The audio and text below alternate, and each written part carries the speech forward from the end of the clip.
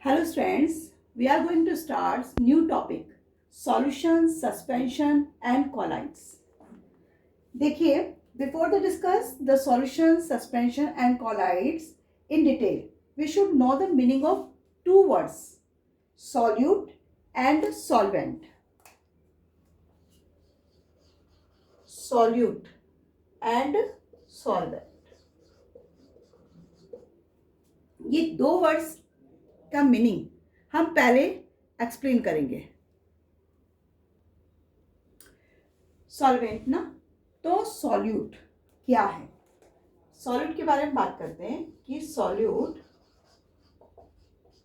The substance which is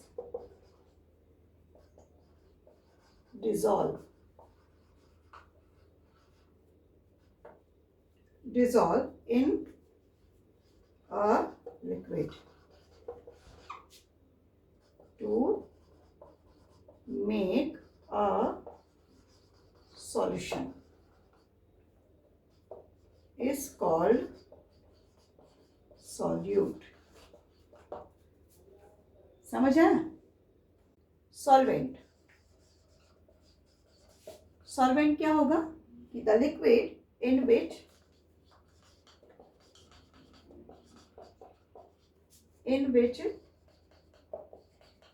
solute is dissolved is known as solvent. दोनों बातें आपको clear हुई.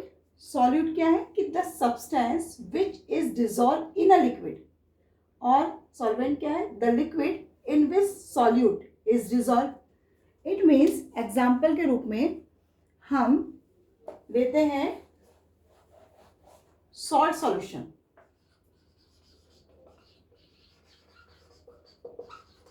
वैसे तो ये आपने छोटी क्लास में पढ़ा हुआ है, फिर भी सॉल्ट सॉल्यूशन में इसमें सॉल्यूट क्या है और सॉल्वेंट क्या है. तो सॉल्यूट क्या है, अगर आपने एक बीकर में क्या लिया सॉल्ट और इसमें क्या डाल दिया वाटर, तो ये क्या बन गया, ये क्या बना सॉल्ट सॉल्यूशन. क्लियर हुआ. तो सॉल्ट देखिए मैंने क्या कहा था, मैंने जो आपको बताया था कि सॉल्यूट क्या है. सॉल्यूट वो था कि जिसमें मतलब जो सब्सटेंस डिसॉल्व हो रहा था वाटर में. तो कौन सा सब्सटेंस जो वाटर में डिसॉल्व हो रहा है वो है सॉल्ट. और मैंने आपको सॉल्वेंट के लिए क्या बोला था कि वो लिक्विड जो किस में डिसॉल्व होता है, जिसमें सॉलिड डिसॉल्व होता है, मतलब वो लिक्विड जिसमें सॉलिड डिसॉल्व होता है, तो वो क्या है वाटर. क्लियर. तो सॉल्ट क्या हो गया आपका सॉल्यूट, और वाटर यानी लिक्विड है जिसमें सॉल्ट डिसॉल्व हो रहा है, तो ये क्या हुआ सॉल्वेंट. और इन दोनों से मिलकर क्या बनता है सॉल्ट और वाटर से सॉल्ट सॉल्यूशन या सॉल्यूशन. दोनों चीज समझ आई. सॉल्यूट क्या होता है, सॉल्वेंट क्या होता है. सॉल्यूट मीन्स कि वो सब्सटेंस जिसे आप किस में डिसॉल्व कर रहे हो, किसी भी लिक्विड में डिसॉल्व कर रहे हो, तो वो कहलाता है सॉल्यूट. और सॉल्वेंट क्या होता है जिसमें आप सॉल्यूट को डिसॉल्व कर रहे हो, तो वो हो गया आपका सॉल्वेंट. और दोनों से मिलकर क्या बनता है सॉल्यूशन. मेरे ख्याल से सॉल्यूट और सॉल्यूशन और सॉल्वेंट तीनों पॉइंट आपको क्लियर हो गए होंगे. अब यहाँ हम बात करें सॉल्यूशन, सस्पेंशन एंड कॉलाइड्स की. हम एक एक को डिस्कस करेंगे, है ना. सॉल्यूट, सस्पेंड और कॉलाइड तीनों ही डिफर होते हैं. किसमें, उनके जो पार्टिकल्स होते हैं उनके साइज तीनों में ही डिफर होते हैं, या डिफरेंस होता है तीनों ही में सॉल्यूट पार्टिकल्स में. क्लियर. तो size of particles being minimum in solution and maximum in suspension. तो हम किसकी बात करेंगे सबसे पहले सॉल्यूशन की, कि सॉल्यूशन क्या है.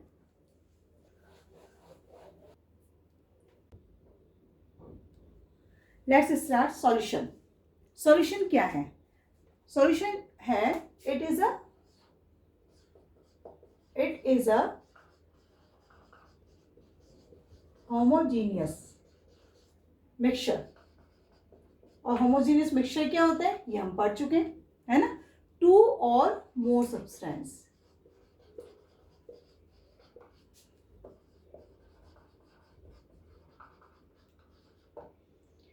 ये होमोजेनियस मिक्सचर है, यानी जब दो या दो से ज़्यादा हम सब्सटेंस लेते हैं तो वो आपस में इस तरह से उनके जो पार्टिकल्स हैं इस तरह से मिक्सअप हो जाते हैं कि वो हमें सेपरेट करने में प्रॉब्लम होती है. हम उन्हें फिजिकल प्रोसेस के थ्रू तो सेपरेट कर भी नहीं सकते. तो that is a homogeneous mixture. Clear. और इसके एग्जाम्पल अगर आपको याद हो हमने क्या पढ़े थे? सॉल्ट एंड शुगर सॉल्यूशन है. Salt and sugar solution. अब सॉल्ट एंड शुगर सॉल्यूशन को हम किस और नाम से जानते हैं? इन्हें हम ट्रू सॉल्यूशन भी कह सकते हैं. True solution. Salt and sugar solution is also known as a true solution. क्यों कहते हैं इन्हें true solution?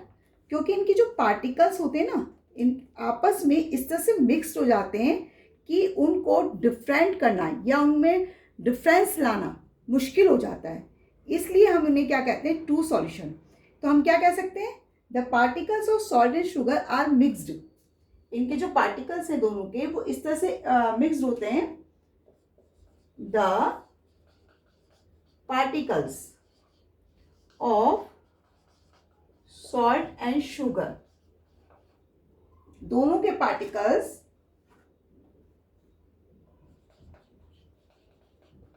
are mixed as well with water. ये तो आपको पता है कि वाटर में मिक्स होते हैं with water but cannot difference.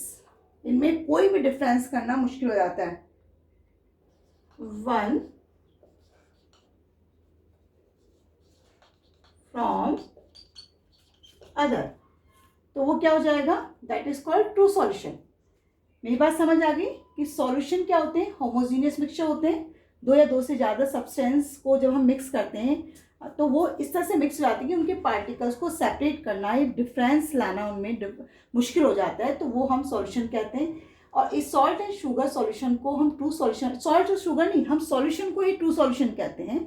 क्यों कहते हैं? बिकॉज उनके जो पार्टिकल्स है वो इस तरह से मिक्स हो रहे हैं वाटर के अंदर कि उनमें can not difference one from other. दूसरे से डिफरेंस करना मुश्किल हो रहा है. इसलिए हम उन्हें क्या कह रहे हैं? ट्रू सॉल्यूशन कह रहे हैं. क्लियर हुई थी बात? अब हम सॉल्यूशन का एक और एग्जांपल लेते हैं. मान लिया हमने एक बीकर में क्या लिया? Copper sulphate. ठीक है. कॉपर सल्फेट लिया और इसमें क्या मिक्स कर दिया? वाटर. तो ये क्या बन जाएगा? कॉपर सल्फेट सॉल्यूशन, है ना.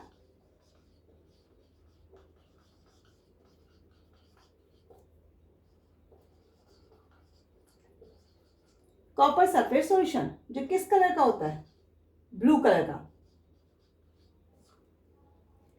मेरी बात समझे? सॉल्यूशन क्या होते हैं? सॉल्यूशन में जब भी हम किसी दो चीजों को यानी सॉल्यूट को सॉल्वेंट में डिसॉल्व करते हैं देन सॉल्यूशन फॉर्म होता है. और जिसे हम ट्रू सॉल्यूशन भी कहते हैं. ट्रू सॉल्यूशन इसलिए कहा जाता है बिकॉज दोनों के पार्टिकल मिक्स हो जाते हैं और उनको सेपरेट करना या उनमें डिफरेंस करना एक का दूसरे से मुश्किल होता है. तो इसलिए हम उन्हें ट्रू सॉल्यूशन भी कहते हैं. और ये नहीं कि सॉल्यूशन सिर्फ ओनली जो सॉलिड होते हैं वही लिक्विड में डिसॉल्व होते हैं तभी सॉल्यूशन बनते हैं, ऐसा नहीं है. गैस भी डिसॉल्व होती है गैस के अंदर, सॉलिड भी लिक्विड में होता है. ये डिफरेंस या इनके टाइप सॉल्यूशन की वो अभी हम पढ़ते हैं. इससे पहले हम क्या पढ़ेंगे? Properties of solution. Clear. Next topic properties of solution. First point हम इसमें क्या ले सकते हैं? प्रॉपर्टीज में पहली हम बात कर चुके कि it is a homogeneous mixture. तो पहली प्रॉपर्टी तो यही हो गई. It is a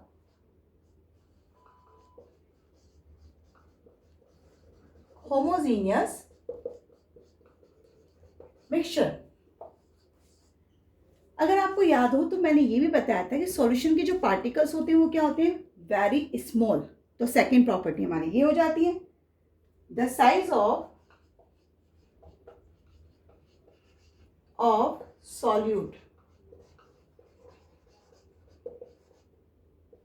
solute particles in a solution is very small। यानी इसके जो पार्टिकल्स होते हैं वो क्या होते हैं, बहुत ज़्यादा छोटे होते हैं। कितने, it is less than 1 nanometre diameter.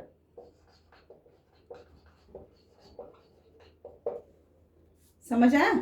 और 1 nanometre is equal to 10⁻⁻⁹ metre होता है। मेरी बात समझ आ रही होगी? क्यों, इनकी प्रॉपर्टीज क्या क्या हैं? थर्ड प्रॉपर्टीज हम क्या लिख सकते हैं कि the particles of a solution can not be scene, the solution of particles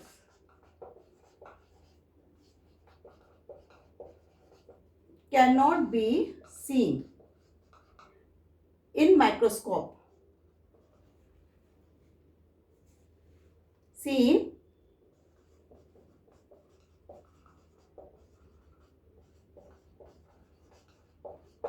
microscope. समझ आए? यानी इसके पार्टिकल्स इतने स्मॉल होते हैं कि उनको माइक्रोस्कोप के थ्रू भी नहीं देखा जा सकता। मेरी बात समझ आई? इसके अलावा पार्टिकल्स, अब मैंने एक चीज़ और बताई थी आपको, सॉल्यूशन के जो पार्टिकल्स होते हैं उनको फिजिकल प्रोसेस के थ्रू तो हम सेपरेट ही नहीं कर सकते, है ना? तो हम क्या लिखेंगे, the particles of solution pass through the filter paper, the solution of particles to pass through filter because filter paper is a physical process।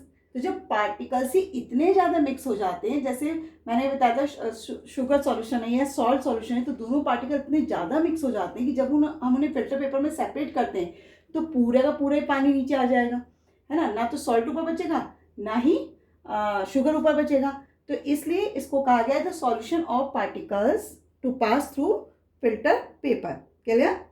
क्योंकि इनको सेपरेट नहीं किया सकता, किसके थ्रू, फिल्ट्रेशन के थ्रू। आप लिख भी सकते हैं लाइन कि they can not B separate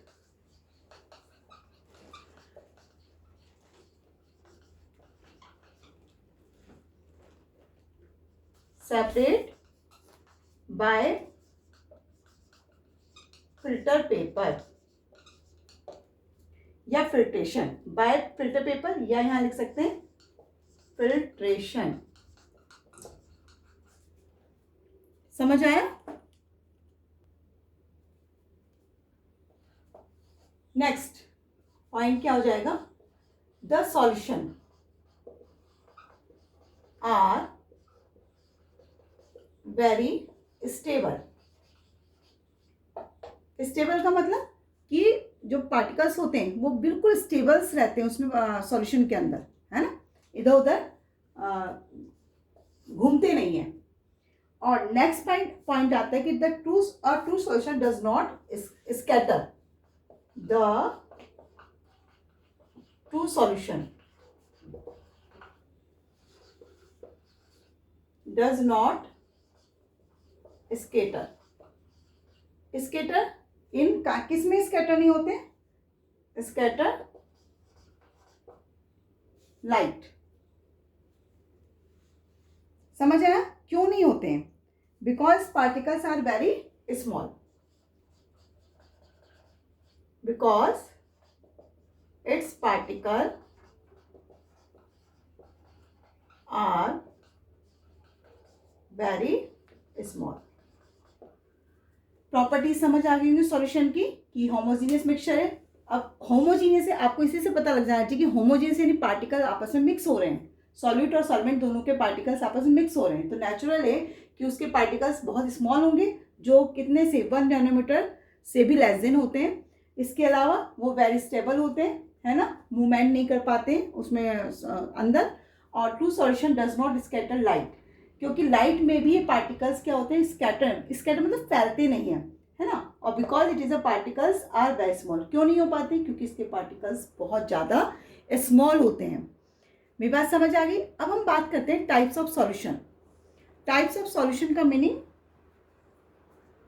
देखिए, types of solution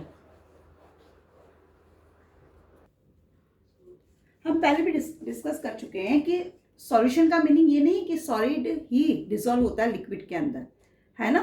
types of solution में अब हम पढ़ेंगे अलग अलग टाइप्स के सॉल्यूशन, जैसे कि सॉलिड का सॉलिड में, सॉलिड का लिक्विड में, है ना, गैस का लिक्विड में, या गैस का गैस में। हम ये डिफरेंट डिफरेंट टाइप्स के सॉल्यूशन पढ़ते हैं। तो first of all solution of solid in a solid, यानी फर्स्ट हमारा सॉल्यूशन क्या है, solid in a solid. Solid he solid में डिसॉल्व होता है। और इसका एग्जांपल हम ले सकते हैं मेटल्स। अगर आपको पता हो जो मेटल एलॉय होता है, देखो ध्यान देना, एलॉय, एलॉय वर्ड हम पहले पढ़ चुके हैं कि जब दो मेटल्स मिक्स्ड होते हैं तो हम उसे क्या कहते हैं, दो या दो से ज़्यादा मेटल्स जब मिक्स होते हैं तो उन्हें हम क्या कहते हैं, एलॉय कहते हैं। यहाँ पर सॉलिड है ना, और सॉलिड में ही मिक्स हो रहा है, तो जब दो मेटल एलॉय क्या हुआ, दो मेटल का मिक्स होना, clear. Are metal alloy are the solution. किसका सॉल्यूशन है ये, solid in a solid, solid in a solid. मेरी बात समझ आई, और समझ आ गई होगी क्योंकि पहले भी हम इस बारे में डिस्कस कर चुके हैं कि जो मेटल एलॉय होता है वो दो मेटल से मिलकर बना होता है ना। इसमें एग्जांपल हम ब्रास का ले सकते हैं, ये आपने पहले पढ़ा है। ब्रास क्या है, ब्रास है एक एलॉय है ना। और ये किस में मिक्स होता है, अगर आपको ध्यान हो, ये जिंक और कॉपर, इन दोनों का क्या होता है, मिक्सचर है। ये मेटल और ये मेटल, दोनों मेटल और दोनों ही सॉलिड, तो ये हो जाएगा example solid in a solid का। जब जिंक आपका क्या होता है, जब प्रिपेयर किया जाता है ब्रास को, तो इसको मिक्स किया जाता है मॉल्टन जिंक विद कॉपर के साथ। मॉल्टन कॉपर होगा, मॉल्टन ही जिंक होगा। मॉल्टन मतलब पिघला हुआ, है ना, मेल्ट किया हुआ। और जब इसको कूलिंग किया जाता है तो दोनों का मिक्सचर बनकर आता है। दोनों बातें समझ आ गई कि जिंक भी मेल्ट होता है और ये भी मेल्ट होता है। जब दोनों को मिक्स किया जाता है तो इनका क्या बन जाता है, मिक्सचर, और जिसे हम क्या कहते हैं, ब्रास। और ये किसका एग्जांपल है, सॉलिड इन अ सॉलिड का। बहुत अच्छे से इन चीजों को समझो बिकॉज ये एग्जाम में पूछी जाती हैं, है ना, इसी तरह से आता है। अब सेकंड हम क्या ले रहे हैं, देखो हमने सॉलिड इन अ सॉलिड पढ़ा, सेकंड हम लेंगे सॉलिड इन अ लिक्विड। और ये इसका तो आपको बहुत ही अच्छे से, सॉलिड इन अ लिक्विड। और इसके एग्जांपल आपको बहुत आते हैं, जैसे कि सॉल्ट सॉल्यूशन, सॉल्ट सॉलिड हो गया, और किसमें इसको डिसॉल्व करते हैं, लिक्विड में, वाटर में, तो सॉल्ट सॉल्यूशन। और इसी तरह से दूसरा क्या हो जाता है, शुगर सॉल्यूशन, क्लियर। ये तो आपको बहुत अच्छे से एग्जांपल आते हैं दोनों के, लेकिन इसमें जो इंपॉर्टेंट है वो क्या है, वो है solution of iodine in alcohol, iodine in alcohol, ये इसमें इंपॉर्टेंट है ना। सॉल्ट एंड शुगर सॉल्यूशन तो है ही एग्जांपल, लेकिन अ solution of iodine in alcohol, इसको अ सॉल्यूशन लिख देना, मतलब ये सॉल्यूशन ही है, कभी सोचो कि क्या है ये, अ solution of iodine in alcohol. इसे हम टिंचर ऑफ आयोडीन भी कहते हैं, टिंचर ऑफ आयोडीन। और इसी नाम से आपसे पूछा जाता है क्वेश्चन, क्लियर।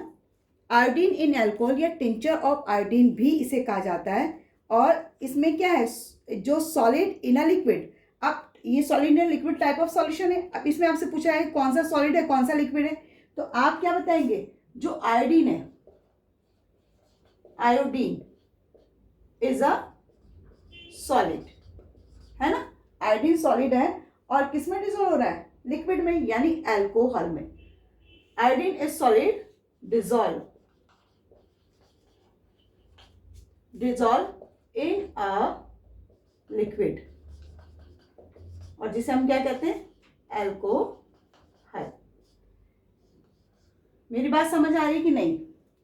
देखिए, सॉलिड इन अ लिक्विड के एग्जांपल आपको बहुत अच्छे से ये तो आते ही हैं, लेकिन जो मोस्ट इंपॉर्टेंट एग्जांपल है वो क्या है, a solution of iodine in alcohol.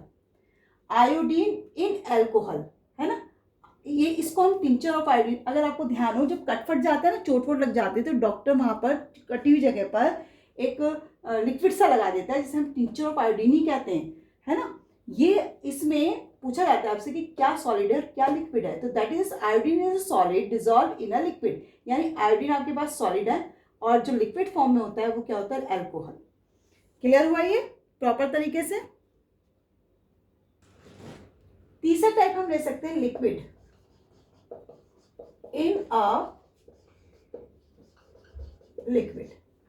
ये भी सॉल्यूशन का टाइप है, यानी लिक्विड में ही लिक्विड को डिसॉल्व करना, और इसका एग्जांपल में आ जाता है vinegar. Vinegar is a solution, पता है ना किसका सॉल्यूशन है? Vinegar is a solution of acetic acid. नाम तो सुना होगा आप लोगों ने, एसिटिक एसिड, और जिसे आपको ध्यान हो तो इथेनॉइक एसिड, यानी एसिटिक एसिड को आप क्या कहते हैं, इथेनॉइक एसिड भी कहते हैं। वैसे आप बड़ी क्लास में यानी 10th क्लास में आकर पढ़ेंगे क्या होता है ना, इथेनॉइक एसिड। अब यहां पर आप दोनों ही लिक्विड है, क्लियर, लिक्विड और लिक्विड दोनों ही लिक्विड है, यानी कि जब आप एसिटिक एसिड को वाटर में डिसॉल्व करते हैं तो acetic acid is a liquid, then water is also liquid, तो इसलिए लिक्विड इन अ लिक्विड का एग्जांपल है ये। मेरी बात समझ आ गई? नेक्स्ट लेते हैं हम गैस इन अ लिक्विड। देखो ये भी आपको आता है, गैस इन अ लिक्विड, और ये तो बहुत ही अच्छे तरीके से आपको एग्जांपल आता है। क्या है? सोडा वाटर, है ना, soda water is a solution. Soda water solution है, किसका है soda water solution? Of carbon dioxide gas, और किस में होती है, इन अ वाटर। अब देखिए ये क्या है, गैस, और ये क्या है, लिक्विड, तो गैस इन अ लिक्विड, तो soda water is a solution, और किसका सॉल्यूशन है ये, गैस इन अ लिक्विड का, यानी CO2 गैस जब वाटर में डिसॉल्व जाती है तो एक सॉल्यूशन बनाती है, क्लियर, और ये इस तरह से सॉल्यूशन का टाइप होता है। और लास्ट आता है गैस इन अ गैस। हाँ, तो फिफ्थ पॉइंट क्या है हमारा, gas in a gas. Gas in a gas का मतलब क्या हुआ कि air, air is a solution. किसका सॉल्यूशन है, एयर, गैसेस का। Air is a solution of gases such as, कौन कौन सी गैस इसमें प्रेजेंट होती है, देखो कार्बन डाइऑक्साइड होती है ना, इसके अलावा ऑक्सीजन होती है, वाटर वेपर होते हैं, क्लियर, और इसके अलावा कौन सी होती है, ऑर्गन होती है, एक्सेट्रा। इन नाइट्रोजन, समझ आया कि एयर खुद एक गैसेस का मिक्सचर है जो किसमें प्रेजेंट है, सारी की सारी नाइट्रोजन में। नाइट्रोजन इज द सॉल्वेंट, जो नाइट्रोजन है ये क्या है, सॉल्वेंट, बिकॉज इसमें सारी गैसेस प्रेजेंट है। नाइट्रोजन खुद 78% रहती है एटमॉस्फेयर में, और बाकी गैसेस कम मात्रा में, तो इट इज ए नाइट्रोजन क्या है, यहाँ पर ध्यान रखिए, सब चीजें समझने वाली हैं। नाइट्रोजन क्या है, सॉल्वेंट, समझ आया, और बाकी जो गैसेस हैं वो क्या है, सॉल्यूट, यानी ये जो अदर गैसेस हैं, ये वाली गैसेस जो हमारी हैं वो क्या है, सॉल्यूट, और इन दोनों से मिलकर क्या बन रहा है, सॉल्यूशन, यानी गैसेस का गैसेस में सॉल्यूशन। मेरे ख्याल से क्लियर हो गया होगा बहुत अच्छे तरीके से। अभी हमने सॉल्यूशन पढ़ा। सॉल्यूशन क्या होते हैं कि जो सब्सटेंस डिसॉल्व होते हैं, है ना, या सॉल्युबल होते हैं वाटर के अंदर, वो क्या कहलाते हैं, सॉल्यूशन कहलाते हैं, है ना। या वो सॉल्यूशन बनाते हैं। लेकिन दो substance which are insoluble in water means कि जो सब्सटेंस वाटर में डिसॉल्व नहीं होते, क्या बोला मैंने, दोज सब्सटेंस क्या हो रहे हैं, डिसॉल्व हो रहे हैं कि नहीं हो रहे हैं, नहीं होते हैं, है, दो substance which are insoluble in water। समझ आया, वो क्या बनाते हैं, सस्पेंशन, फॉर्म सस्पेंशन। अब तुम्हें एक चीज तो समझ आ गई होगी कि जब वो इनसॉल्युबल है ना, तो इसका मतलब जब वाटर में कोई भी चीज हम डिसॉल्व करेंगे, है ना, तो वो पूरी तरह से डिसॉल्व नहीं होगी, उसके पार्टिकल्स वाटर के अंदर हमें क्या करेंगे, दिखाई देंगे, है ना। तो इट मीन्स कि जो सॉल्यूशन के पार्टिकल्स थे वो पार्टिकल्स बहुत ज़्यादा स्मॉलर थे, लेकिन सस्पेंशन के पार्टिकल्स क्या होंगे, बिगर होंगे देन सॉल्यूशन। मेरी बात समझ आई, तभी तो पार्टिकल्स हमें क्या होंगे, पानी में अच्छी तरह से स्कैटर होते हुए नजर आएंगे। क्लियर हुई। तो हम इसे ये भी कह सकते हैं कि अगर सॉल्यूशन होमोजीनियस मिक्सचर है तो ये क्या है, it is a heterogeneous mixture.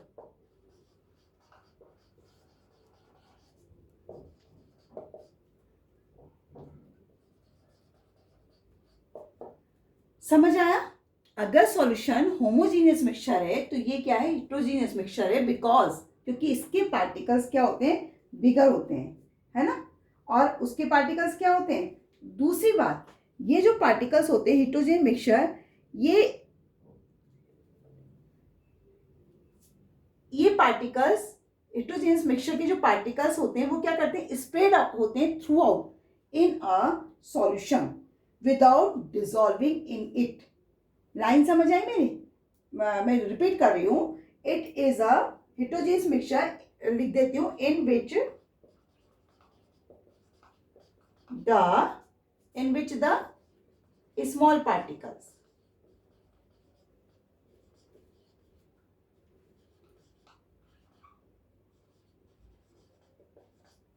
solid are spread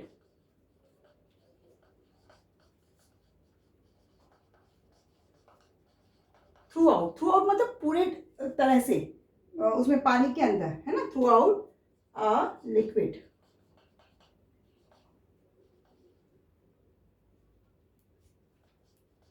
without dissolving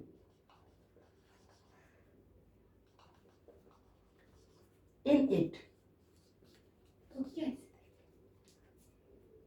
समझ आई बात। अब इस देखो, मैं बहुत अच्छे से आपको क्लियर कर चुकी हूँ सस्पेंशन होते क्या है, कि वो सब्सटेंस होते हैं जो पानी में पूरी तरह से प्रॉपर तरीके से डिसॉल्व नहीं होते, यानी घुलते नहीं हैं, है ना, और इसमें या इंसॉल्युबल रहते हैं, तो ये इंसॉल्युबल है इसलिए हेट्रोजीनियस मिक्सचर है। अब it is a heterogeneous mixture in which the small particles of solid are spread throughout, यानी जब हम इसको घोलते हैं तो कुछ पार्टिकल्स घुल जाते हैं, लेकिन इसके कुछ पार्टिकल्स कुछ particles solid particles spread through out रहते हैं लिक्विड के अंदर, जो डिसॉल्व नहीं होते हैं। मेरी बात क्लियर हुई। अब इसको एग्जाम्पल के रूप में हम समझ सकते हैं किस तरीके से, देखो एग्जाम्पल में ले सकते हैं हम चॉक वाटर,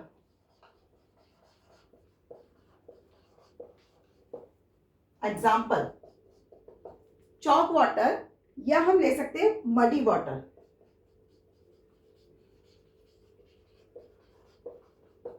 अब हमने कोई एक बीकर में क्या लिया, ये क्या है हमारी मड, है ना, और इसको हमने क्या भर दिया इस पे, ये क्या है वाटर। जब हमने इसको डिसॉल्व किया, मड को वाटर में डिसॉल्व किया, और डिसॉल्व करने के बाद जब हमने इसको क्या किया, फिल्टर किया, तो फिल्टर करने के बाद आपको पता है, फिल्टर करने के बाद आपको क्या नजर आएगा इसमें, और ये जो फिल्टर पेपर है आपका, यहां पर मड पार्टिकल्स दिखाई देंगे, है ना, और ये जो वाटर होगा ये क्लीन वाटर होगा।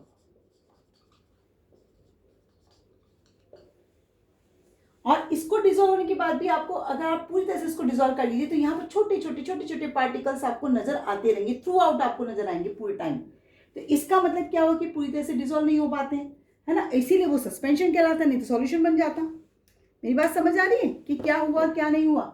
और चॉक वाटर को भी अगर इसी तरह से आप डिजोल्व करेंगे तो चॉक के जो पार्टिकल्स होते हैं, छोटे छोटे पार्टिकल्स, वो क्या होते हैं, थ्रू आउट आपको दिखाई देते हैं। अब हम पढ़ते हैं प्रॉपर्टीज क्या होती हैं।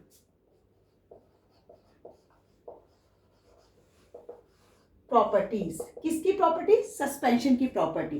तो अभी तो हमने इसको पढ़ा ही था, क्या पढ़ा था कि इसका जो मिक्सचर होता है वो कैसा होता है, हिट्रोजीनियस मिक्सचर होता है।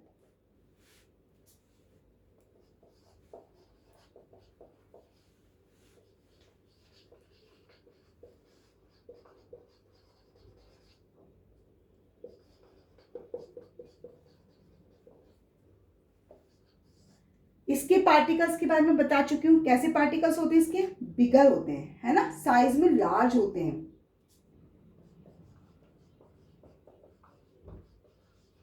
The size of solute particle, solute particles in a suspension is quite large। और कितने होते हैं, इनकी रेंज होती करीब करीब, it is larger that 100 nanometre. समझ आया। थर्ड हम क्या ले सकते हैं इसका, आपको पता है कि उनको सीन नहीं किया जा सकता है, सॉल्यूशन के जो पार्टिकल्स उनको सीन नहीं किया जा सकता, लेकिन ये तो लार्ज पार्टिकल्स होते हैं, इससे इनको इजीली सीन किया जा सकता है। सीन मतलब दिखाई देते हैं पार्टिकल्स, है ना, पता लग जाता है कि ये पार्टिकल्स इसमें डिसॉल्व हो रखे हैं। तो हम क्या लिखेंगे, the particles of a suspension, the particles of a suspension can be seen easily. समझ आया। नेक्स्ट पॉइंट हम क्या ले सकते हैं कि ये फिल्टर पेपर्स से पास नहीं होते हैं। The particles of a suspension do not pass through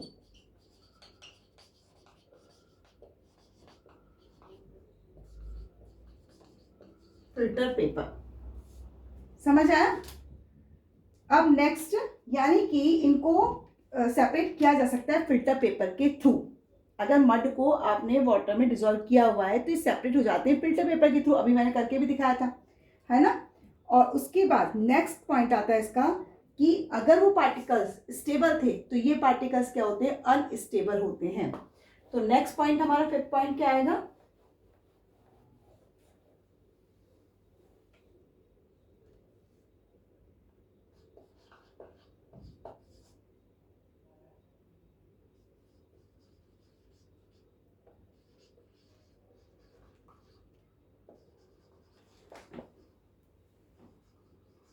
unstable. Clear. Next और लास्ट पॉइंट क्या है कि उसमें आपने देखा था कि जो लाइट थी, बीम ऑफ लाइट, वो पास उसमें सॉल्यूशन में स्कैटर नहीं हो रही थी, जबकि यहाँ पर बीम ऑफ लाइट पास हो जाती है। यानी कि अ सस्पेंशन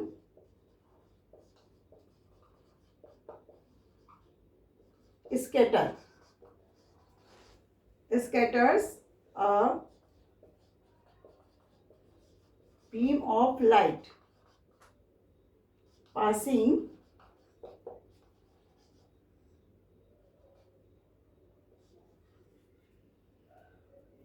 through it।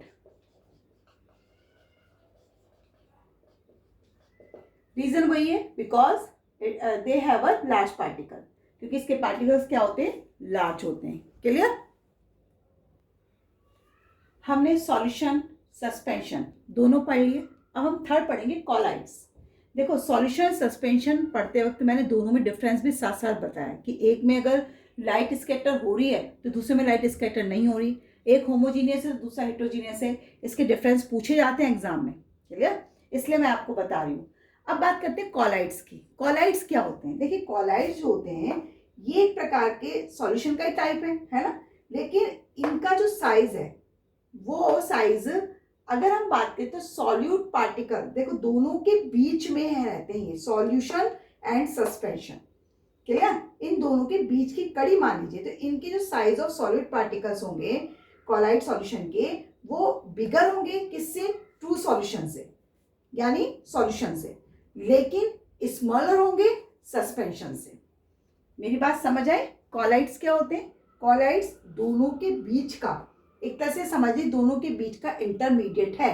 किन दोनों के बीच का? True solution and suspension. अब हम देखते हैं कि कॉलाइड्स की डेफिनेशन क्या हो सकती है, हम क्या लिख सकते हैं। तो it is a kind of solution, it is a kind of solution, type तो सॉल्यूशन का ही है ना,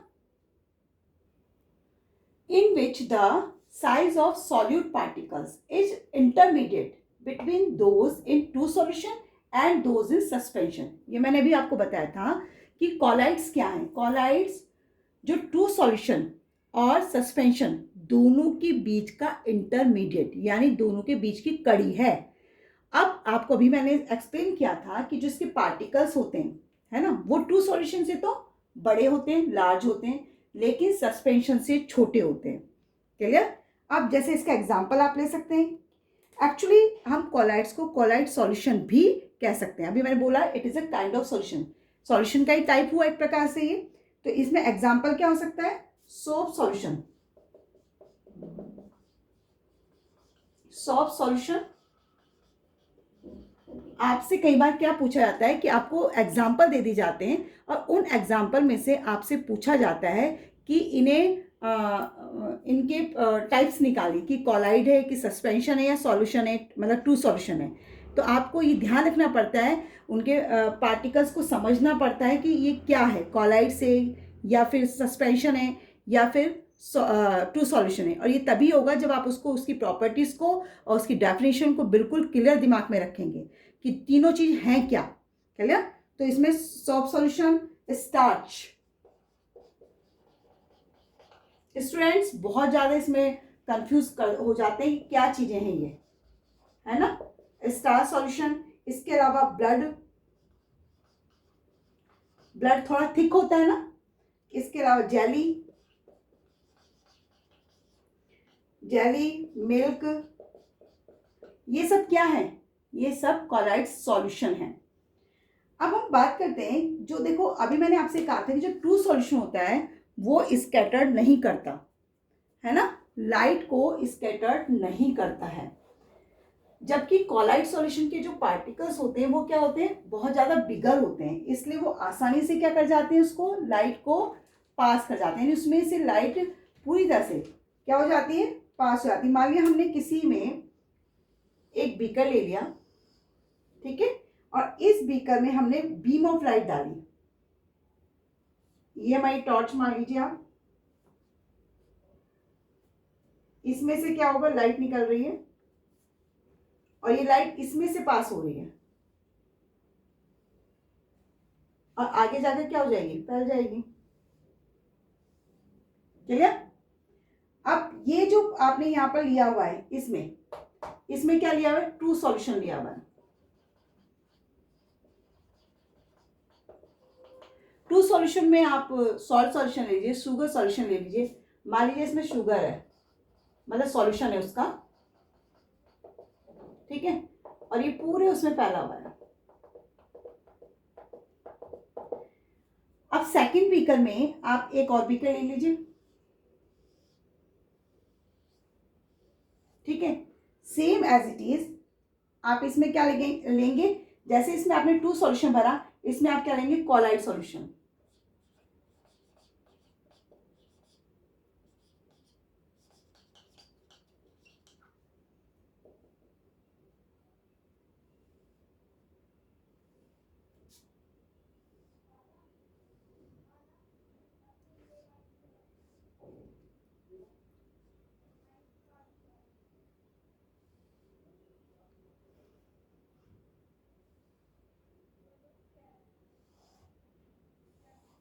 क्लियर हुआ? अब इसमें देखो ये बीम ऑफ लाइट है जो विजिबल है इनसाइड, यहां पर दिखाई देगी, जबकि ये यहां पर बीम ऑफ लाइट है ना, ये भी बीम ऑफ लाइट है।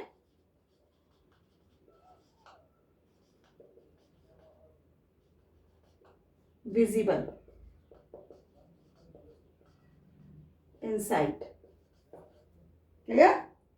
और ये होगा विजिबल, नॉट विजिबल।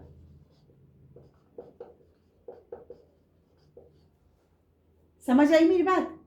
यानी कि जब हम कॉलाइड सॉल्यूशन में जब बीम ऑफ लाइट का मतलब समझिए टॉर्च से जब आप लाइट डालते हैं तो उसकी एक रे बन जाती है ना, और उस रे में ही वो लाइट दिखाई दे, उसी हिस्से में दिखाई देगी जहां जहां टॉर्च होगी, बाकी हिस्सा डार्कनेस रहता है, उसी को कह रहे हैं beam of light.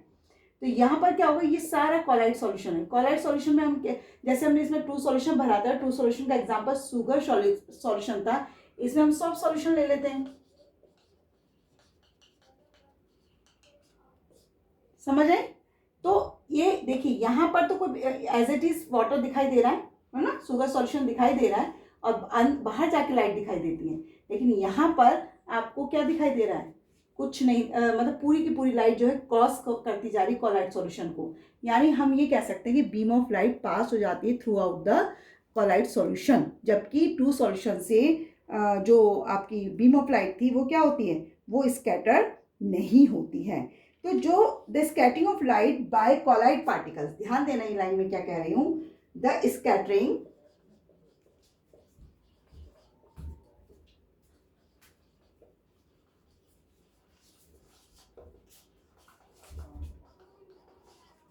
By colloid solution,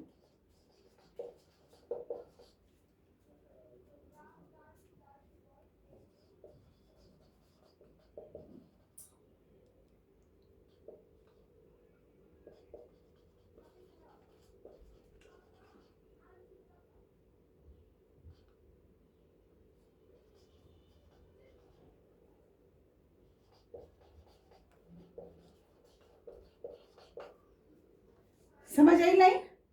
the scattering of light by colloid solution is known as Tyndall effect, इसको हम टिंडल इफेक्ट भी कहते हैं। और ये आपने एसएसटी में पढ़ा होगा, टिंडल इफेक्ट क्या होता है। कभी आपने देखा हो कि जब बहुत सारे उसके पेड़ों के फॉरेस्ट में क्या होता है, बहुत सारे पेड़ होते हैं और उनका ऊपर का जो हिस्सा होता है टॉप मोस्ट जो लेयर होती है पेड़ों की, जब वो जुड़ जाती है आपस में तो उनमें बीच बीच में थोड़ी थोड़ी स्पेस रह जाती है ना, और वहाँ से सनलाइट निकल कर छन कर एक तरह से कहाँ पहुँचती है, नीचे ग्राउंड पर पहुँचती है, उसी को हम कहते हैं टिंडल इफेक्ट। इसको आप ऐसे भी समझ सकते हैं कि डार्क रूम में जब कहीं विंडो, कोई एक विंडो होती है और वो विंडो अगर खुली रह जाए तो उसमें से आपको डस्ट, सन की जो लाइट होती है वो बीम ऑफ लाइट कहलाती है, उसमें से क्या होते हैं जो डस्ट पार्टिकल्स होते हैं वो आपको दिखाई देते हैं, वो भी एक प्रकार से टिंडल इफेक्ट का ही एग्जाम्पल है। मेरे ख्याल से ये क्लियर हो गया वो कॉलाइड्स क्या होते हैं। अब हम इसके प्रॉपर्टीज देखते हैं। फर्स्ट पॉइंट इसमें क्या लिख सकते हैं कि it's appear to be homogeneous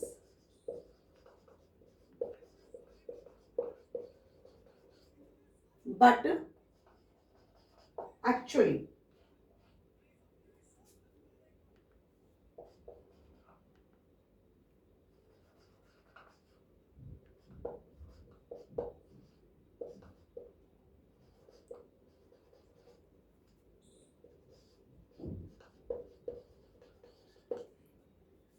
ये दिखाई तो ऐसा देता है जैसे कि होमोजीनियस हो, लेकिन एक्चुअली ये होता क्या है, हेट्रोजीनियस, क्योंकि हमने पहले ही बात करी है कि दोनों का इंटरमीडिएट है, दोनों यानी सॉल्यूशन और सस्पेंशन का, इसलिए it is appear to be homogeneous but actually it is a heterogeneous. Second point क्या कह सकते हैं हम, इसके जो पार्टिकल्स होते हैं, the size of particle in a colloid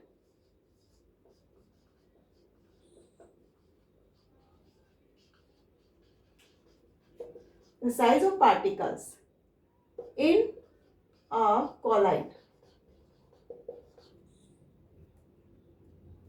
is bigger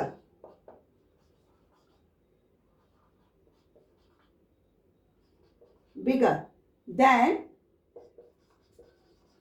those of a true solution.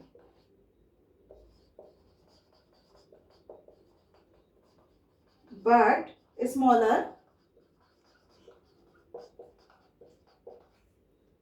than those of a suspension. और ये होंगे कितने? इट इज बिटवीन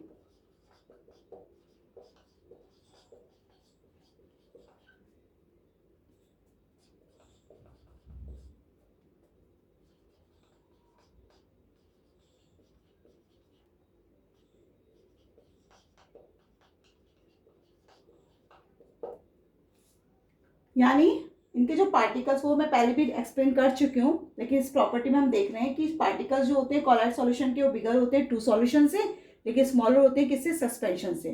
और इनके जो पार्टिकल्स की रेंज होती है यानी जो साइज होती है उनकी वो कितनी होती है? 1 nanometre and 100 nanometre in diameter. Third point क्या कह सकते हैं हम? The particles of a most of the colloids can not be seen even with the microscope.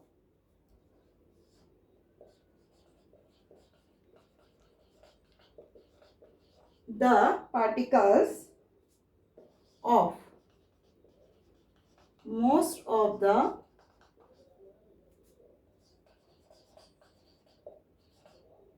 colloids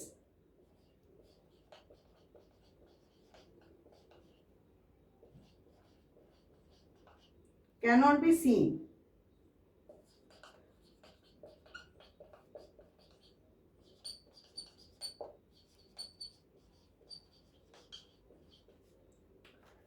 clear हुआ?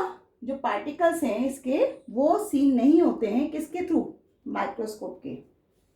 नेक्स्ट फोर्थ पॉइंट में क्या आएगा? The particles of a colloid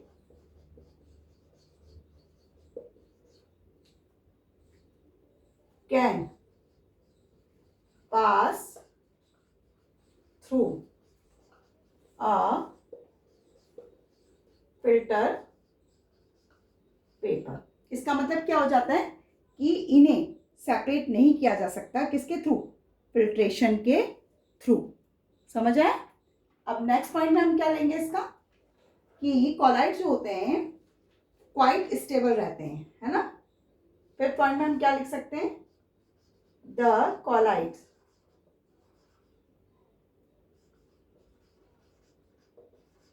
colloid particles are quite stable। Actually इसलिए भी हो रहा है क्योंकि मैंने पहले ही बताया आपको कि इनका जो अपीयरेंस है वो किसके थ्रू होता है? होमोजीनियस मिक्सचर के थ्रू होता है, यानी ऐसे दिखाई देते हैं जैसे कि क्या हो। तो इसीलिए particles of a colloid do not separate one keeping. तो नेक्स्ट पॉइंट में क्या आ जाता है कि जो कॉलॉइड पार्टिकल्स होते हैं कॉलॉइड सॉल्यूशन जो होते हैं, अभी मैं वैसे हम पढ़ चुके हैं कि ये क्या कर जाते हैं? लाइट को पास करा देते हैं अपने सॉल्यूशन में से, है ना। तो अब कॉलॉइड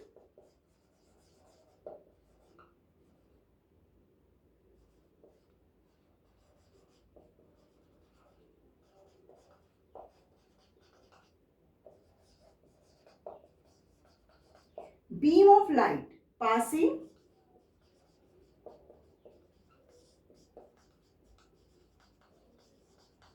through it। क्यों? बिकॉज इसके जो पार्टिकल्स होते हैं वो क्या होते हैं? लार्ज होते हैं ना। तो because particles is a very large. मेरे ख्याल से क्लियर हो गया होगा कॉलॉइड सॉल्यूशन क्या होते हैं। अब हम इसमें पढ़ेंगे कि classification of colloid.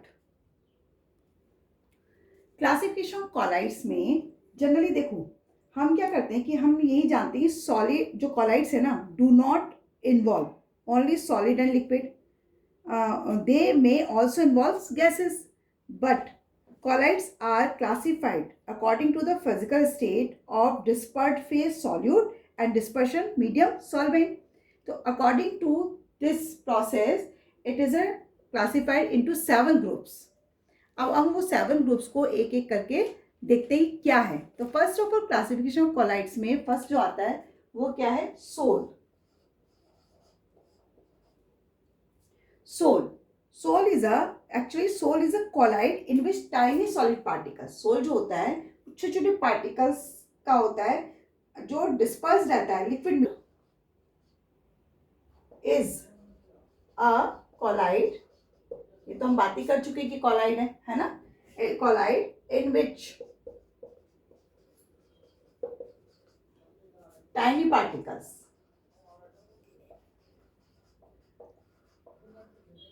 are dispersed in a liquid medium, are dispersed in a liquid medium। ये सोल होता है। जैसे एग्जाम्पल के रूप में हम क्या ले सकते हैं, एग्जाम्पल होगा हमारा क्या, जैसे ink, soap, solution, starch, solution, है ना, एक्सेट्रा। ये हमारा क्या होगा, सोल हुआ। समझ आए, सोल कोलाइड है और क्या है वो, टाइनी पार्टिकल्स। किसके पार्टिकल्स है, टाइनी पार्टिकल्स। ये सॉलिड है, मतलब यहाँ टाइनी सॉलिड पार्टिकल्स है, जिसे आप क्या कह रहे हैं, इसको आप सॉलिड भी तो कह रहे हैं, ये सॉलिड है। और जो डिस्पर्स होता है इन लिक्विड मीडियम, तो ये लिक्विड मीडियम क्या होगा, ये सॉल्वेंट है। समझ रहे हो बात, तो इसे कहते हैं हम सोल। सेकंड हमारा आ जाता है सॉलिड सोल। सेकंड है सॉलिड सोल। सॉलिड सोल इसका देखो बिल्कुल अपोजिट है, सॉलिड सोल है। तो सॉलिड सोल जो है colloid in which tiny solid particles are disperse in a solid medium, यानी ये लिक्विड मीडियम में था, ये सॉलिड मीडियम में, क्लियर। और इसका जो एग्जाम्पल होता है वो क्या होते हैं, कलर जेमस्टोन्स, जैसे रूबी, ब्लू स्पायर्स एक्सेट्रा। ये सब किस में आएंगे, सॉलिड सोल में आएंगे। नेक्स्ट थर्ड पॉइंट है हमारा, थर्ड हमारा क्या है, एरोसोल। एरोसोल क्या होता है, देखिए एरोसोल वो होते हैं जो सॉलिड और लिक्विड डिस्पर्स रहते हैं इन गैस में, है ना। And aerosol is a colloid in which aerosol is a colloid in which a solid or liquid is dispersed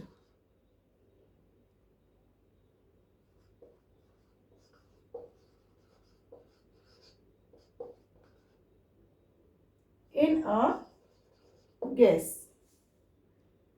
अब देखिए एग्जाम्पल के रूप में मैंने आपसे कहा कि एरोसोल वो होते हैं जो सॉलिड और लिक्विड किस में डिस्पर्स रहते हैं, गैस में। तो पहले हम सॉलिड जो गैस में डिस्पर्स रहते हैं उनका एग्जाम्पल देख लेते हैं, है ना। सबसे पहले एग्जाम्पल,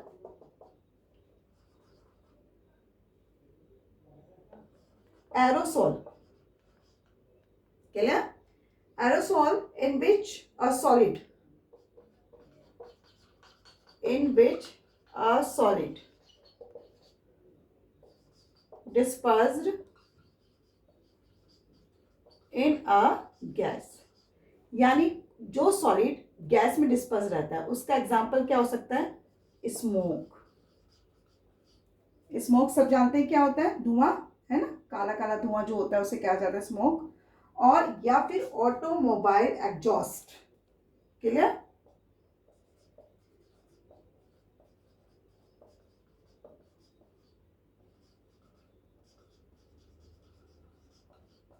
ये इसके एग्जाम्पल हो सकते हैं। सेकंड हम बात कर सकते हैं कि एरोसोल इन विच, अब हम लिक्विड की बात करेंगे क्योंकि हमारा सॉलिड और लिक्विड दोनों थे ना। In which liquid dispersed in a gas.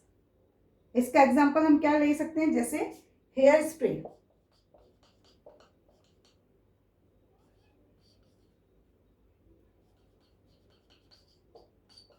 Fog, समझ आ रहा है? फॉग सब जानते हैं, सर्दियों में जो ठंडा ठंडा सुबह के टाइम धुआं धुआं सा रहता है ना, उसे हम फॉग कहते हैं। इसके अलावा क्लाउड्स, बादल, ये सब क्या है?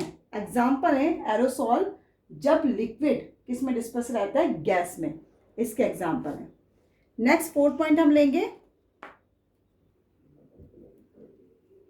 4th पॉइंट हमारा क्या आता है? इमल्शन। इमल्शन, देखिए ये क्या होगा? ये ऐसा कोलाइड है जो लिक्विड का लिक्विड में ही क्या बन रहा है? सॉल्यूशन बनता है।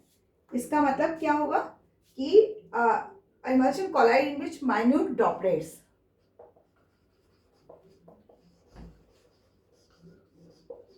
ड्रॉपलेट्स किसके? कोई भी एक liquid of one liquid are dispersed in another liquid.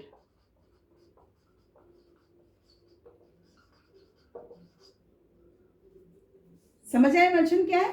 कि कोई भी ऐसा कोलाइड जिसके माइन्यूट ड्रॉपलेट, छोटे छोटे ड्रॉपलेट्स होते हैं लिक्विड के, वो डिस्पर्स हो जाते हैं दूसरे लिक्विड में ही, तो वो क्या कहलाता है? इमल्शन कहलाता है। एग्जाम्पल में इसमें ले सकते हैं हम milk, butter,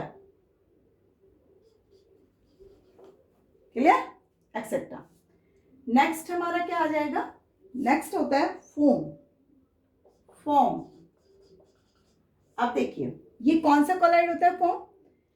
the foam is a colloid in which a gas is a dispersed in a liquid.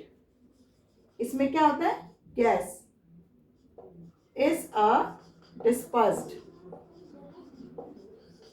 In a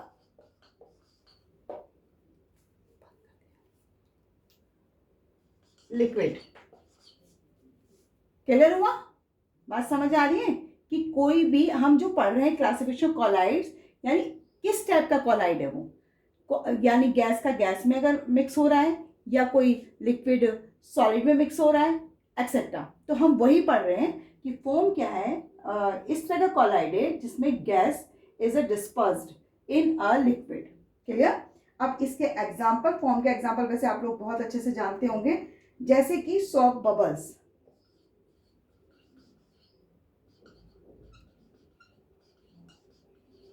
soap bubbles, shaving cream जानते हैं आप,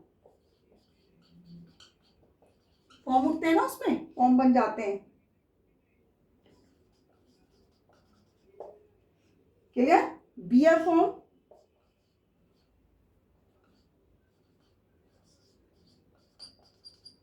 एक्सेट्रा, ये सब क्या है? फॉर्म के एग्जाम्पल हैं।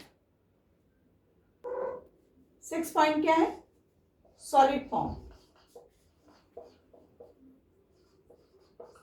सॉलिड है तो इससे आपको पता चल गया होगा कि जो इसका मीडियम होगा वो सॉलिड ही होगा। तो in which a gas is dispersed in a solid medium. Clear हुआ? सॉलिड फॉर्म क्या होता है? अब इसका एग्जाम्पल क्या है? इसका एग्जाम्पल है जैसे कि फॉर्म रबर,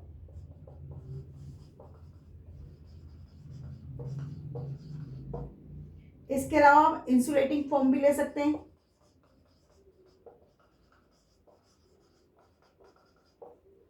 फॉर्म सब जानते हैं ना? फॉर्म होता है क्या है?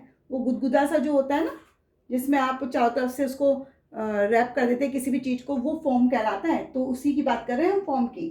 क्लियर? ये इसके क्या है? एग्जाम्पल।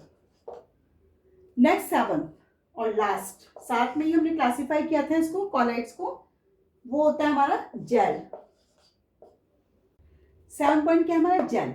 जेल क्या है? सेमी सॉलिड कोलाइड, है ना, in which there is a continuous network of solid particles dispersed in a liquid. मतलब लगातार लिक्विड में ये क्या करता है? एक नेटवर्क बना लेता है सॉलिड पार्टिकल्स का, इसीलिए ये क्या होता है? सेमी सॉलिड कोलाइड्स कहलाता है। क्लियर?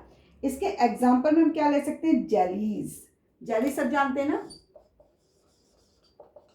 जेलीज इसका एग्जाम्पल है। क्लियर? इसके अलावा आप हेयर जेल, जो यूज करते हैं, एक्सेट्रा।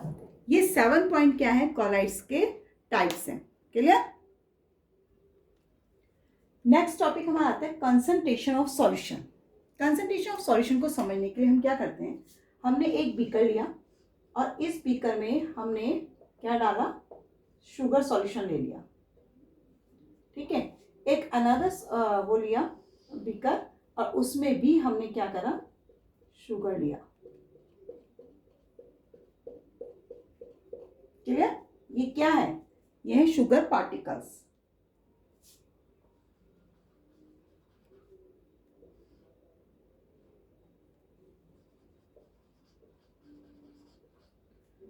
क्लियर हुआ। हमने 2 बीकर लिए, दोनों में हमने शुगर मॉलिक्यूल्स ले लिए। अगर आपको दिखाई दे रहा हो तो इसमें जो पार्टिकल्स हैं, है ना, शुगर के जो मॉलिक्यूल्स हैं वो क्या है, स्मॉल क्वांटिटी में है, यानी स्मॉल अमाउंट ऑफ सॉल्यूट, यानी इसमें हम लिख सकते हैं small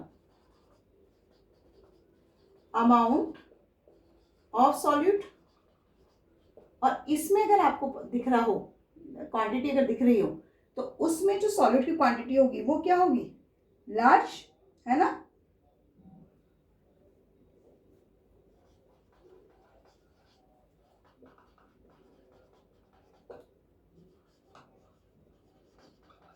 large amount of solute. Clear. दोनों में, एक में स्मॉल अमाउंट ऑफ सॉल्यूट है, दूसरे में लार्ज अमाउंट ऑफ सॉल्यूट है। तो हम क्या कह सकते हैं, अगर हम दोनों सॉल्यूशन को देखें तो स्मॉल अमाउंट ऑफ सॉल्यूट को हम क्या कह सकते हैं कि ये क्या है, लो कंसंट्रेशन। और इसको हम क्या कह सकते हैं, high concentration.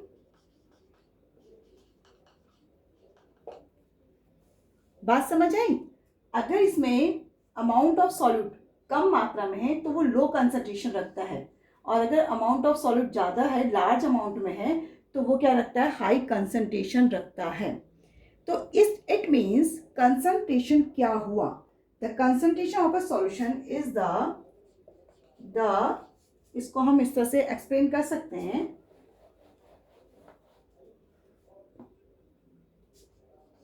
The concentration of a solution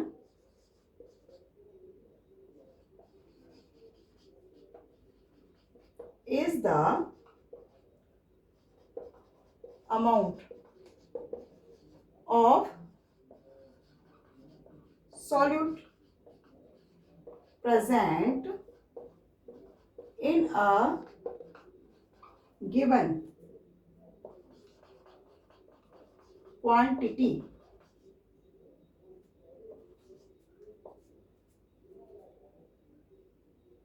of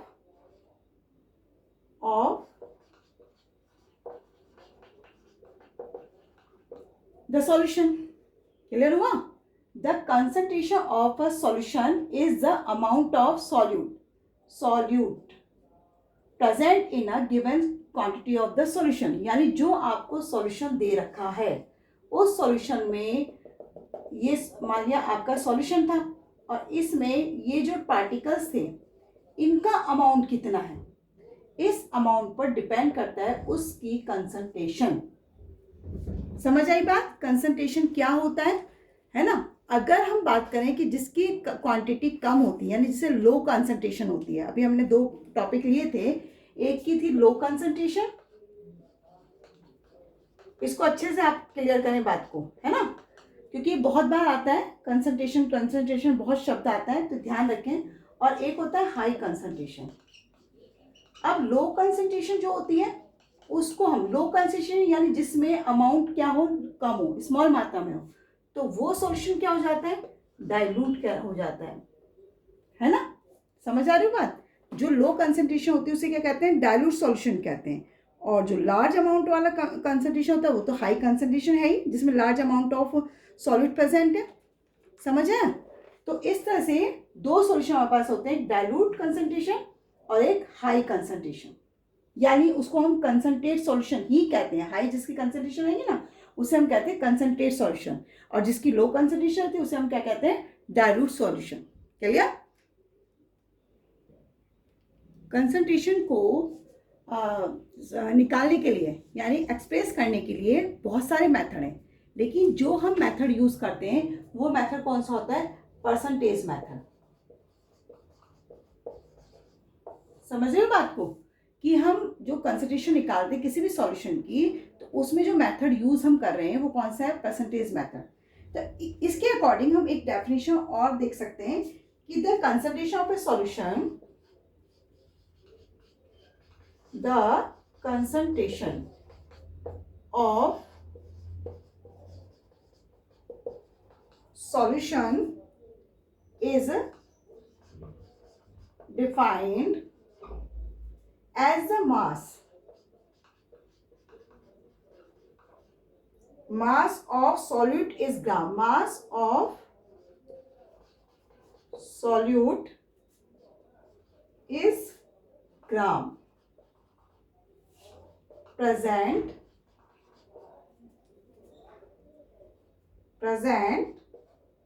in 100 grams of a solution.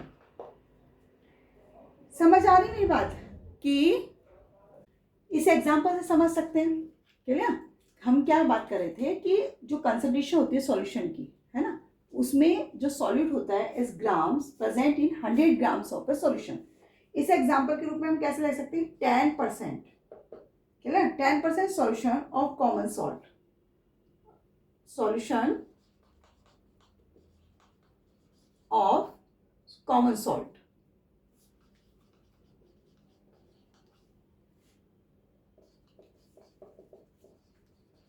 Common salt, अब हम इसे क्या करेंगे? कॉमन सॉल्ट को, इसे 10 ग्राम्स ऑफ कॉमन सॉल्ट को क्या करेंगे? मतलब ये 10% सॉल्यूशन का मतलब समझ आ रहा है कॉमन सॉल्ट का? ये 10 ग्राम ऑफ क्या है? कॉमन सॉल्ट है। लिख देती हूँ, it means 10 gram of common salt. ये किस में डिसॉल्व हो रहा है? कॉमन सॉल्ट किस में डिसॉल्व हो रहा है? ये 100 grams of solution. Common salt are present in 100 gram of solution.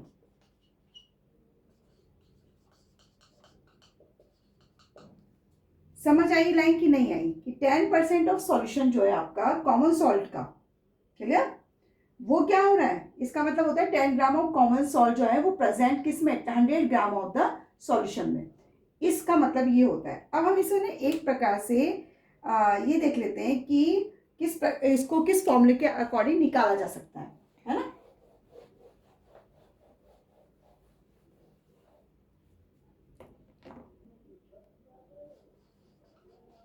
Concentration of solution हमें निकालना है कि कैसे हम किसी भी सॉल्यूशन की जो कंसंट्रेशन है वो कैसे निकाल रहे हैं। तो concentration of solution is equal to mass of solute upon क्या आ जाएगा? Mass of solution, mass of solution. और चूंकि ये परसेंटेज मेथड है तो हम क्या करते हैं? इसको परसेंटेज निकालने के लिए 100 से मल्टीप्लाई किया जाता है। क्लियर? ये आपका कंसंट्रेशन ऑफ सॉल्यूशन निकालने का फॉर्मूला है। अब इसमें मास ऑफ अगर सॉल्यूशन आपको निकालना है तो मास ऑफ सॉल्यूशन कैसे निकालेंगे? नेचुरल है कि हम दोनों को, देखो मास निकालने के लिए हम क्या करते हैं? दोनों को ऐड कर देते हैं, यानी सॉल्यूट एंड सॉल्वेंट दोनों को ऐड करते हैं, तभी तो सॉल्यूशन बनता है। तो नेचुरल है कि उनके हम क्या करेंगे? मास को भी ऐड कर देंगे। तो मास of solute plus mass of solvent.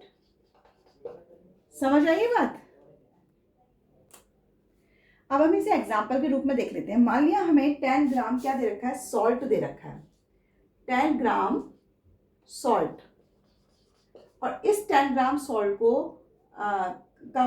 मास हो गया ये किसका? सॉल्ट का। और इसको वाटर आपके पास कितना है 90 ग्राम वाटर है। अब इसका सॉल्यूशन बनाना है तो इसका मास ऑफ सॉल्यूशन निकालने के लिए क्या करेंगे हम 10 + 90, तो आपके पास कितना आ जाएगा 100 ग्राम। समझ आया कि किस तरह से आप मास ऑफ सॉल्यूशन को निकाल सकते हैं, क्योंकि आपको यहाँ पर मास ऑफ सॉल्यूशन ही रखना पड़ेगा। मास ऑफ सॉल्यूट अगर आपको दे रखा है 10 ग्राम तो 10/100 × 100 निकालने के बाद आपका आंसर जो आएगा वो क्या आएगा 10 ग्राम आएगा। इसको हम एक न्यूमेरिकल के थ्रू देख लेते हैं कैसे। देखिए इसमें हमें निकालना है calculate the concentration of solution. तो फॉर्मूला में बताइए कि कंसंट्रेशन ऑफ सॉल्यूशन क्या होगा, मास को मैं m से रिप्रेजेंट कर रही हूं तो मास ऑफ सॉल्यूट है ना, और नीचे क्या आता है मास ऑफ सॉल्यूशन, और परसेंटेज में निकालना है इसलिए 100। अब यहाँ पर मास क्या है सॉल्यूट का, देखिए आपको दिखाई दे रहा होगा शुगर आपका क्या होता है सॉल्यूट है ना, तो लिख देती हूँ मास, यहाँ पर लिख रही हूँ मैं sugar, mass of solute clear कितना है 30 ग्राम, और मास वाटर ये क्या है आपका सॉल्वेंट है ना, ये कितना है 370 ग्राम। अब आपको क्या निकालना है सॉल्यूशन, मास ऑफ सॉल्यूशन, तो मास ऑफ सॉल्यूशन कितना हो जाएगा, दोनों को प्लस कर दीजिए 370 + 30 कितना हुआ 0 0 और 400 ग्राम। ये आपका क्या आ गया मास ऑफ सॉल्यूशन। अब इसको पुट करिए फॉर्मूले में, मास ऑफ सॉल्यूट कितना था आपका 30, तो 30 अपॉन मास ऑफ सॉल्यूशन कितना है 400 मल्टीप्लाई 100, 20 से 20 कैंसिल हो गई चलिए। अब 30 में 4 का डिवाइड करेंगे कितना आ जाएगा आपका आंसर 7.5%। करके देख लीजिए है ना। तो इस तरह से आप निकाल सकते हैं कंसंट्रेशन ऑफ सॉल्यूशन। अभी जो हमने पढ़ा वो क्या था, वो सॉलिड डिसॉल्व कर रहे थे हम उसमें लिक्विड में। अब हम बात करेंगे कि अगर हमारा लिक्विड ही सॉल्यूट हो और लिक्विड ही सॉल्वेंट हो तो क्या निकलेगा। तो तब हम क्या निकालते हैं, तब हम निकालते हैं कंसंट्रेशन ऑफ सॉल्यूशन में क्या वॉल्यूम ऑफ सॉल्यूट। यहाँ पर मास ऑफ सॉल्यूट लिखा है ना, फिर हम निकालेंगे वॉल्यूम ऑफ सॉल्यूट। तो हम उसे भी देखते हैं किस तरीके से होगा हमारा। अभी मैंने आपको क्या कहा था कि अगर लिक्विड सॉल्यूट हो और उसे लिक्विड में ही यानी उसका सॉल्वेंट भी क्या हो लिक्विड ही हो है ना, डिसॉल्व करते हैं, तो फिर हमारा डेफिनेशन क्या होगा, तब हम क्या निकालते हैं, फिर हम निकालते हैं वॉल्यूम। तो the same as it is ये वैसे जैसे हमने उसमें पहले वाले में डेफिनेशन में देखा था कंसंट्रेशन ऑफ सॉल्यूशन में कि the concentration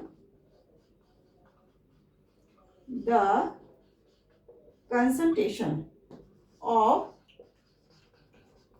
solution is defined as the volume of solute in, देखो यहाँ वहां पर हमने बात करी थी किसमें ग्राम में है ना, मास में। चूंकि यहाँ पर वॉल्यूम है तो हम क्या बात करेंगे millilitre,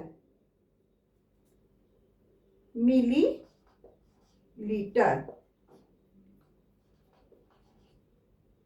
present in 100 milliliters of the solution। समझ आया। वहां पर हमने किसकी बात कर रहे थे मास इन ग्राम्स, यहाँ पर बात कर रहे हैं वॉल्यूम इन मिलीलीटर्स क्लियर।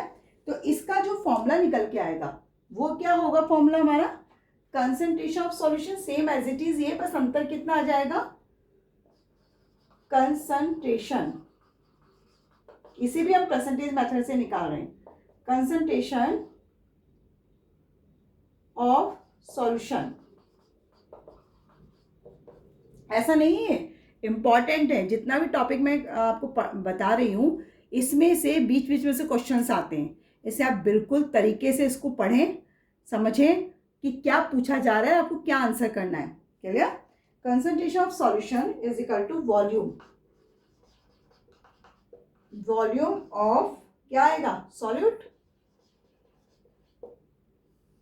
अपॉन वॉल्यूम को मैं V से रिप्रेजेंट कर रही हूँ, वॉल्यूम ऑफ सॉल्यूशन इनटू 100। तो देखिए सेम फॉर्मूला है, सेम ही तरीका है निकालने का। अगर आपको यहाँ पर वॉल्यूम ऑफ सॉल्यूशन निकालना होगा तो सेम एज इट इज निकालेंगे आप, volume of solute plus volume of solvent. अगर आपको वॉल्यूम ऑफ सॉल्यूशन निकालना है तो क्या निकालेंगे, volume of solution is equal to volume of solute plus volume of solvent. समझ आया? और फिर अगेन इसी तरह से निकालने के बाद वॉल्यूम ऑफ सॉल्यूट यहाँ रखेंगे, सॉल्यूशन यहाँ, और 100 से मल्टीप्लाई करके इसको क्या कर लेंगे आप, कंसंट्रेशन ऑफ सॉल्यूशन निकाल सकते हैं। मेरे ख्याल से क्लियर हो गया होगा आपका। देखो हमने अभी सॉल्यूशन पढ़ लिया, सस्पेंशन पढ़ लिया, एंड उसके बाद कॉलाइड पढ़ा और उसकी कंसंट्रेशन भी देख ली कैसे निकालते हैं। अब हम एक चीज जानते हैं कि सॉल्यूट को डिसॉल्व किस में किया जाता है, सॉल्वेंट में किया जाता है ना। लेकिन जब हम डिसॉल्व करते हैं तो क्या सेम अमाउंट ही डिसॉल्व किया जाता है सॉल्वेंट में? नहीं, हम डिफरेंट अमाउंट डिसॉल्व करते हैं, लेकिन क्वांटिटी जो होती है उसकी वो सेम रहती है। यानी जो सॉल्वेंट है ना उसकी क्वांटिटी सेम रहती है, लेकिन हम different amount of solute dissolve in same quantity of the solvent. अब इसके अकॉर्डिंग हमने उसको क्लासिफाई किया सैचुरेटेड और अनसैचुरेटेड में। देखो सैचुरेटेड क्या होता है, a solution in which no more solute can be dissolve at that temperature is called the saturated solution. Unsaturated क्या होगा, a solution in which more quantity of solute can be dissolve without raising its temperature is called an unsaturated solution.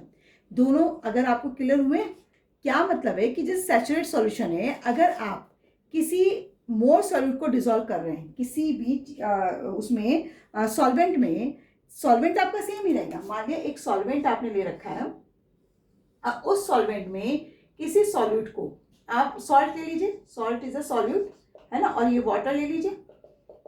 अब इस water में आप solute को dissolve कर रहे हैं, एक पर्टिकुलर टेम्परेचर आपका कांस्टेंट होना चाहिए। उस कांस्टेंट टेम्परेचर में आप इसको हिला रहे हैं स्ट्रेन की सहायता से, है ना, और हिलाते हिलाते अगर ये डिसॉल्व होता जा रहा है एक टाइम, मतलब काफ़ी मोर सॉल्यूट आप इसमें घोल चुके हैं, अगर वो डिसॉल्व हो रहा है पर्टिकुलर, तो उसको हम क्या कहेंगे, अनसैचुरेटेड कहेंगे।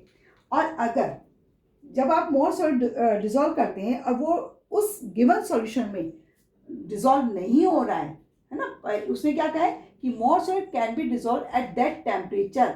उस टेम्परेचर पर अगर वो एक पर्टिकुलर सॉल्यूट जो है मोर सॉल्यूट डिसॉल्व नहीं हो रहा है तो वो सैचुरेटेड सॉल्यूशन कहलाता है। जैसे फॉर एग्जांपल हम ये भी कह सकते हैं कि मान लिया आपने 32 ग्राम पोटेशियम नाइट्रेट लिया, उसको डिसॉल्व कर रहे हैं आप 100 ग्राम वाटर में। मेरी बात समझ रहे हो? 20 आपका मान लिया 20 ग्राम में 32 ग्राम आप क्या ले रहे हैं, कोई भी पोटेशियम नाइट्रेट ले रहे हैं या कोई भी सॉल्यूट सॉल्ट ही ले लीजिए आप। अब उसको क्या कर रहे हैं, उसमें 100 ग्राम में आपने उसको क्या करा, डिसॉल्व किया, और उसका जो टेम्परेचर रखा वो कितना था, 20 डिग्री सेल्सियस। मेरी बात समझ आई? तो 20 डिग्री सेल्सियस पर अगर ये क्या हो रहा है, टेम्परेचर हमारा कॉन्स्टेंट है, तो आप उसको डिसॉल्व हो जाएगा, और डिसॉल्व होने के बाद जो सॉल्यूशन बनता है that is a saturated solution. मेरी बात समझ आई? लेकिन अगर इससे ज़्यादा मोर सॉल्ट, इसके बाद तो डिसॉल्व होगा नहीं, लेकिन आपने मोर सॉल्ट या मोर सॉल्यूट इसमें डिसॉल्व किया है, वो डिसॉल्व हो रहा है, तो that is a unsaturated solution. समझ आए सैचुरेटेड और अनसैचुरेटेड सॉल्यूशन क्या होता है? नेक्स्ट टॉपिक हमारा आता है सॉल्युबिलिटी। सॉल्युबिलिटी क्या है? देखिए, the maximum amount of a solute which can be dissolved in 100 gram of a solvent at a specified temperature is known as the solubility of that solute in that solvent, यानी at that temperature। है ना, उस temperature पर उसकी solubility क्या है। मेरी बात समझ आ रही है कि किसी भी maximum amount of solute which can be dissolve in 100 gram of water at a given temperature. मेरी बात समझ आई, इज द सॉल्युबिलिटी, यानी 100 ग्राम। यहाँ पर आपको ये ध्यान रखना है कि जो सॉल्युबिलिटी होती है always state as mass of solute per 100 ग्राम। यहाँ पर 100 ग्राम यानी 100 ग्राम में ही आप उसकी सॉल्युबिलिटी निकालते हैं। जैसे कि मैं एक बात कहूँ आपको कि मैक्सिमम 32 ग्राम, एग्जाम्पल के रूप में ले लेते हैं हम। एग्जाम्पल क्या है हमारा कि 32 ग्राम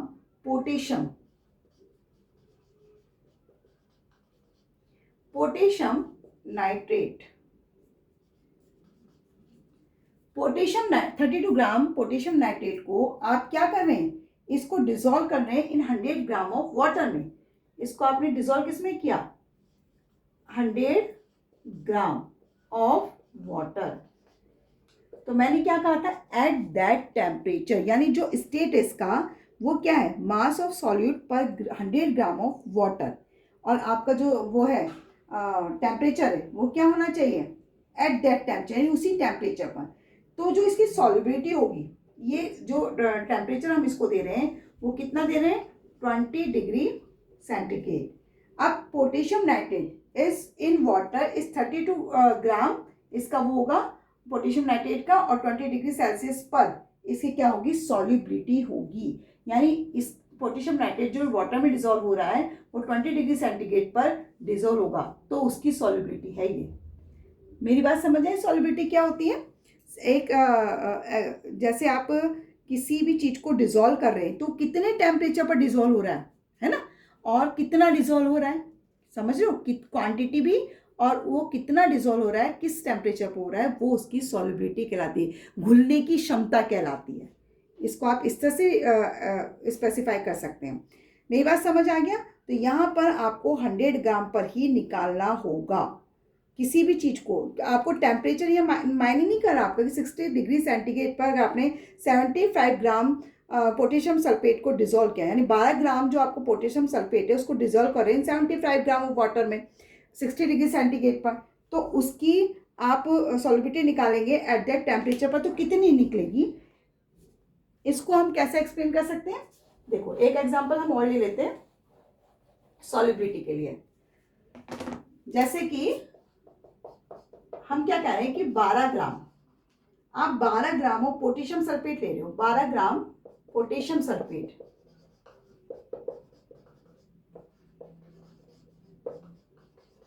क्लियर। इस पोटेशियम सल्फेट को आप किसमें डिसॉल्व कर रहे हो, इन 75 ग्राम ऑफ वाटर। इसको आपने डिसॉल्व किया, पोटेशियम सल्फेट इज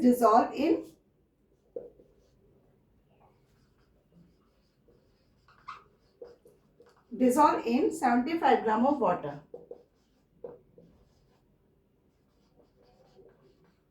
और कितने टेम्परेचर पर, एट 60 डिग्री सेंटीग्रेड टेम्परेचर पर। तो इसकी अगर हमें सॉल्युबिलिटी निकालनी है तो हम कैसे निकालेंगे। अभी मैंने क्या कहा कि देखो 75 ग्राम जो वाटर है आपका, ग्राम ऑफ वाटर डिसॉल्व किसमें हो रहा है, 12 ग्राम ऑफ पोटेशियम सल्फेट में।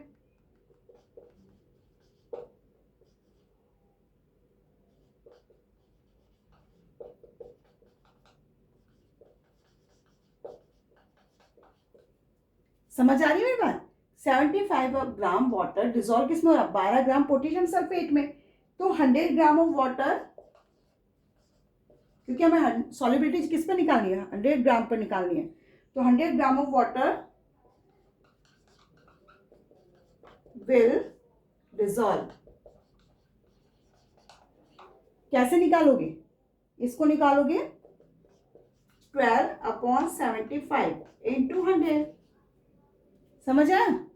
अब इसको आप वो कर लीजिए सेंटीग्रेड पर, इतने पर इसकी सॉल्युबिलिटी आएगी। मेरे ख्याल से समझ आ गया वो सॉल्युबिलिटी क्या होता है। नेक्स्ट टॉपिक हमारा क्या आता है कि सॉल्युबिलिटी पर कोई फर्क पड़ता है, कोई इफेक्ट होता है टेम्परेचर या प्रेशर का।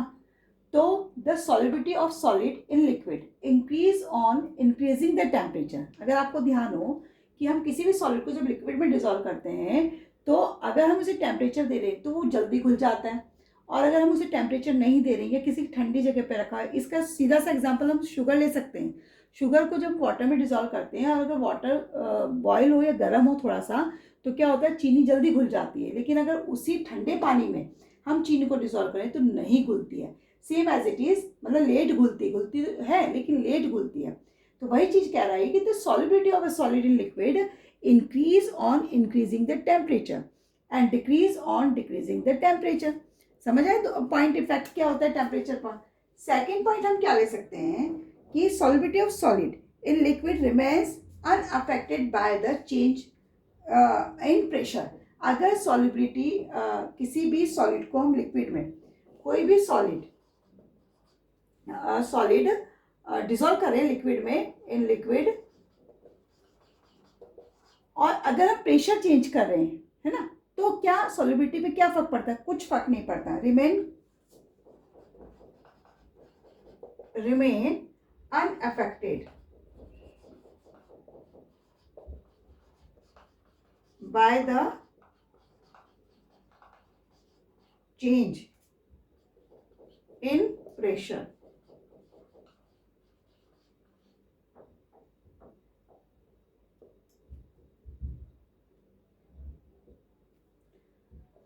ओके, मेरे ख्याल से समझ आ गया होगा कि सॉलिड को जब लिक्विड में डिसॉल्व कर रहे हैं तो प्रेशर के चेंज के कारण उसकी सॉलिबिलिटी में कोई फर्क नहीं पड़ता, वो एज इट इज ही रहती है। क्लियर? अब अगर हम किसी गैसेस को लिक्विड में डिसॉल्व कर रहे हैं, समझ रहे हो, गैसेस किस में डिसॉल्व कर रहे हैं? लिक्विड में। Dissolve in liquid. क्लियर? तो क्या फर्क पड़ेगा? तो अगर डिक्रीज हो रहा है, समझ रहे हो, अगर किसी भी सॉलिबिलिटी डिक्रीज हो रही है, कब? जब इंक्रीजिंग द टेम्परेचर। समझ रहे हो? सॉलिबिलिटी यूजुअली डिक्रीज कब? On increasing the temperature. बात समझ आई कि अगर किसी भी गैसेस को, उसकी सॉलिबिलिटी, अगर सॉलिबिलिटी ऑफ गैसेस है ना, किसमें? लिक्विड में। In liquid usually decrease on increasing the temperature. अगर टेम्परेचर इंक्रीज हो रहा है तो गैसेस की सॉलिबिलिटी क्या हो जाती है? डिक्रीज हो जाती है। और उसका अपोजिट होगा, अगर इंक्रीज होगी तो इसका मतलब टेम्परेचर डिक्रीज हो जाएगा। समझ आई बात? अब नेक्स्ट पॉइंट लेते हैं, फोर्थ वाला क्या लेंगे कि solubility of gases in liquid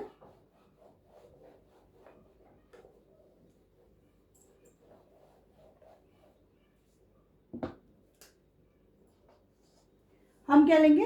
अब हम लेंगे गैसेस की लिक्विड में सॉलिबिलिटी।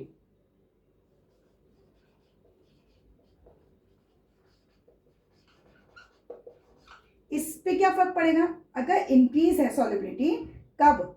जब इंक्रीज होगी प्रेशर भी, है ना। Gases solubility in gas solubility of gases in liquid increase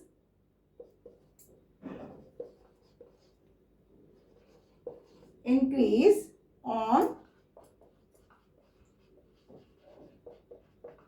increasing the pressure। और इसका अपोजिट हो जाएगा, अगर डिक्रीज हो रहा है तो क्या हो जाएगा? Decreasing the pressure. समझ आए चारों इफेक्ट्स क्या हो सकते हैं? ओके, नेक्स्ट टॉपिक हमारा आता है फिजिकल एंड केमिकल चेंज।